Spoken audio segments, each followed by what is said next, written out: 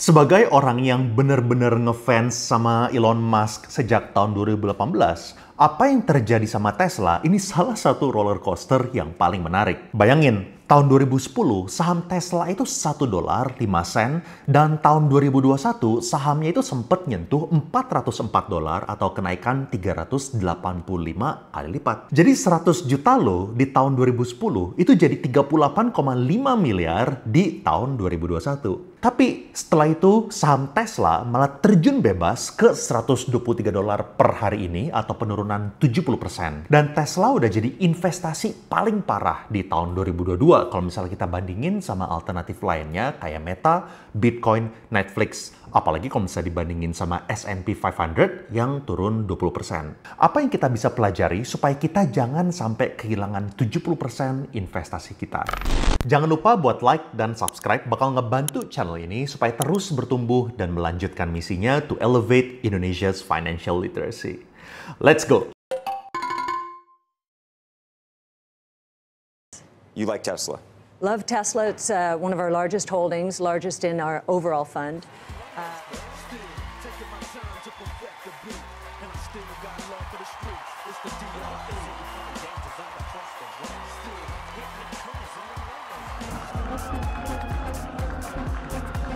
Mr. Musk, how are you? Congratulations on the promotion. Thank you very much. Thank Hey. you. Those Merlin engines are fantastic. Oh, thank you. Yeah, good idea for an electric jet. You do? Yeah. Then we'll make it work. Klip yang terakhir itu menurut gue menarik ya. Iron Man RDJ, Robert Downey Jr. ketemu sama Iron Man beneran Elon Musk. Elon Musk punya misi yang sama kayak buku cerita yang kita baca waktu kita kecil. Kayak contoh, SpaceX itu punya misi supaya manusia bisa menjadi interplanetary species. Soalnya bumi itu rapuh dan satu malapetaka itu udah cukup buat menghancurkan bumi. Misalnya gara-gara perang nuklir atau kita dihantam sama meteor. Jadi kita itu butuh backup drive supaya manusia nggak punah kalau misalnya malapetaka beneran terjadi. Dan Elon Musk punya misi supaya orang buta bisa lihat dan supaya orang lumpuh bisa jalan. Dan dia punya misi supaya dunia bisa segera transisi ke renewable energy dan dia punya misi supaya area-area terpencil bisa terkoneksi dengan internet. Dan bedanya Elon Musk sama orang lain, dia itu tuh nggak omdo. Dia udah kasih unjuk hasil dari roket yang bisa mendarat kembali dan dipakai ulang, player dominan di industri mobil listrik, sama monyet yang bisa kontrol komputer secara wireless tanpa pegang controller. Yang di video ini, yang dia masukin ke mulutnya itu tuh cuman semacam sedotan yang isinya itu smoothies pisang supaya dia nggak kemana-mana. Elon Musk udah jadi figur yang inspirasional. Dia berhasil mencapai hal-hal yang manusia lain kebanyakan itu nggak bisa lakukan. Saat ini, dia tuh menjadi 3 CEO company besar loh. CEO Twitter, CEO SpaceX, dan CEO Tesla. Dan dia juga menjadi founder dari The Boring Company, co-founder Neuralink, dan OpenAI. Dan ini setelah dia menjual perusahaan Zip2 dan PayPal yang nilainya itu mencapai miliaran US dollar. Jadi kita bisa paham kenapa valuasi Tesla itu sebenarnya bukan dari fundamental analysis atau technical analysis, tapi dari mistik seorang Elon Musk yang dianggap sama banyak orang sebagai penyelamat manusia. Kalian bayangin, valuasi Tesla tahun 2021 itu sama kayak 10 perusahaan mobil terbesar seterusnya di dunia, kayak misalnya Toyota, Volkswagen, BYD, dan Honda. Padahal di tahun 2021, mereka menjual 360.000 mobil di Amerika, sedangkan Toyota itu jual lebih dari 2 juta mobil. Dan kalian bayangin, price to earnings ratio Tesla itu sempat nyentuh lebih dari 1.100. Dan buat yang nggak paham arti PE ratio, artinya kalau misalnya kita asumsikan uang yang dihasilkan sama Tesla itu konstan, kita butuh 1.100 tahun buat balik modal. Tentu itu asumsinya penjualan Tesla konstan. Dan kita tahu penjualan Tesla itu nggak konstan, soalnya Tesla itu dianggap sebagai growth stock, alias perusahaan yang bertumbuh super cepat. Pertumbuhan Tesla bisa antara 50 sampai 100% setiap tahun, dan ini mereka lakukan sebagai perusahaan yang revenue-nya itu udah mencapai 50 sampai 70 miliar US dollar. Apalagi saat itu ada banyak hal yang bikin investor tertarik, kayak misalnya announcement Cybertruck, ekspansi ke China, dan juga potensi robotaxi. Dan masalah terbesar Tesla saat itu adalah masalah yang bikin ngiri semua perusahaan mobil atau bahkan perusahaan apapun di luar mobil, yaitu supply problem. Soalnya tanpa spending sepeser pun di iklan, yang ngantri mau beli Tesla itu tuh sampai hampir 500.000 mobil.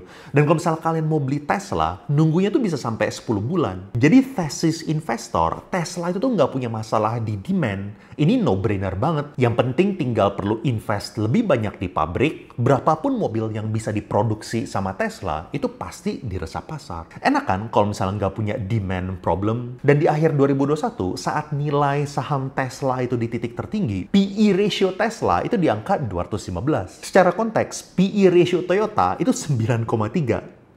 Tapi ternyata terbukti nggak ada siapapun yang bisa ngelawan hukum alam.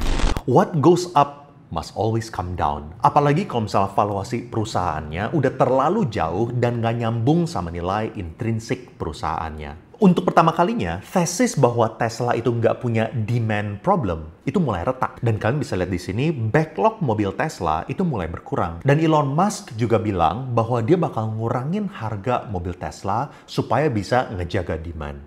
Take a listen. So in order to keep demand constant, you would have to therefore decrease the price of the car. It's the only that's if you want to keep demand constant, and if you want to increase demand, you have to decrease the price of the car further. Kenapa demand turun? Beberapa alasan. Nomor satu, negara-negara barat itu lagi nggak stabil. Negara Eropa bersebelahan sama Ukraina yang lagi perang. Di Amerika, S&P 500, kalian bisa lihat sendiri performanya kayak gimana. Inflasi lagi gila-gilaan, dan The Fed baru aja naikin bunga beberapa kali ke angka 4,5% dalam waktu yang singkat. Dan apa yang kita nggak beli kalau misalnya ekonomi lagi kurang bagus? Ya, mobil mewah. Dan nomor dua, mulai ada kompetisi yang benar-benar bisa challenge Tesla. Contoh, Model Y harganya itu 72.000 US dollar dan BYD harganya itu 44.000 US dollar. Emang beda sih, yang satu model premium, yang satu lagi itu adalah model budget. Tapi saat ekonomi itu lagi nggak kondusif, perbedaan harga ratusan juta pasti bikin orang mikir dua kali. Apalagi BYD itu backingannya nggak main-main, Warren Buffett. Seterusnya, time frame Tesla sering nggak sesuai sama prediksi dan target awal yang dikasih sama Elon Musk. Contoh, Elon Musk pertama kali prediksi bahwa robotaxi itu bakal ada di tahun 2020. Sampai sekarang 2022 masih nggak kelihatan. Cybertruck pertama kali dirilis ke publik tahun 2019 dan dia bilang bakal siap tahun 2021. Akhirnya mundur ke tahun 2023. Tapi dari semua itu, alasan yang paling utama kenapa saham Tesla turun itu dimulai di sini. Sejak Elon Musk secara formal ngasih tahu ke SEC bahwa dia lagi proses beli Twitter. Saham Twitter malah naik, tapi mulai dari sini saham Tesla justru mengalami penurunan soalnya investor-investor pada khawatir Elon Musk jadi nggak fokus buat nyelesain masalah-masalah yang ada di Tesla. Padahal masalah di Tesla saat ini tuh lagi berat-beratnya gara-gara kondisi makroekonomi,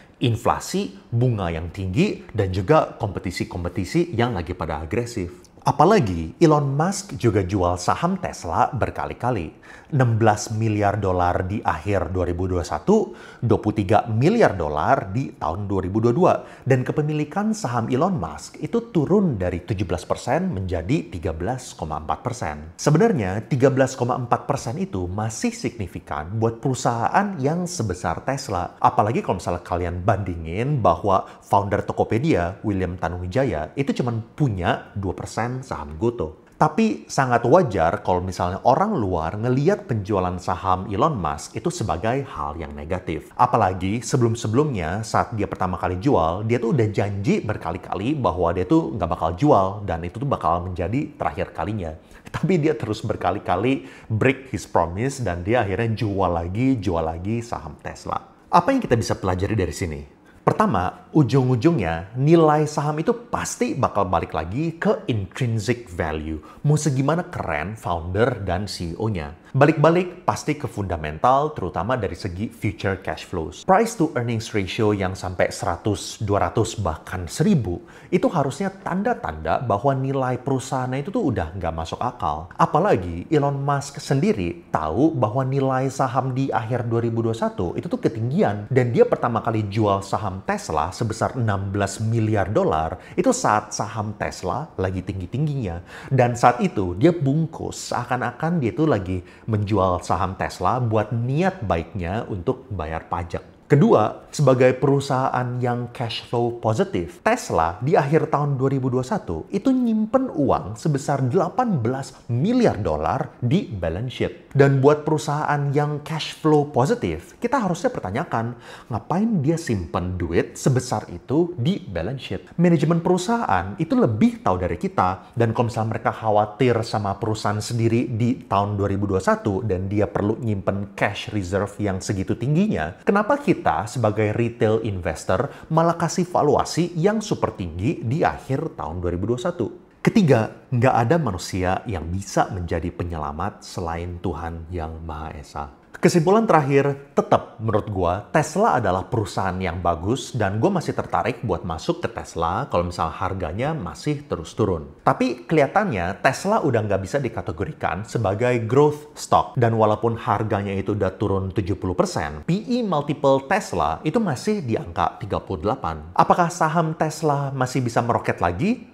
Menurut gue tergantung dari eksekusi Tesla. Apakah mereka beneran bisa deliver robotaxi? Lalu gimana dengan robot Optimus mereka? Apakah mereka benar-benar bisa deliver? Gimana dengan performa full self-driving? Kapan itu bakal di-roll out ke negara-negara lain? Kalau misalnya kalian beli sekarang, artinya kalian berharap sama Elon Musk yang lagi kesibukan sama Twitter supaya mimpi-mimpi besar Tesla itu bisa dicapai tanpa CEO yang full-time. Kontras dari topik ini, gue sebenarnya jadi tertarik banget mau invest di warung. Dan gue sebenarnya bangga banget sama video ini. Dan gue bener-bener encourage kalian buat nonton kalau misalnya kalian punya atau bahkan kepikiran mau mulai usaha terutama UMKM. Kalau misalnya kalian mau lihat pelajaran itu, bisa klik di sini. Tapi kalau misalnya kalian mau lihat pelajaran Elon Musk dari email-email dia yang bocor ke publik, kalian bisa klik di sini. Thank you and I'll see you guys again in the next video.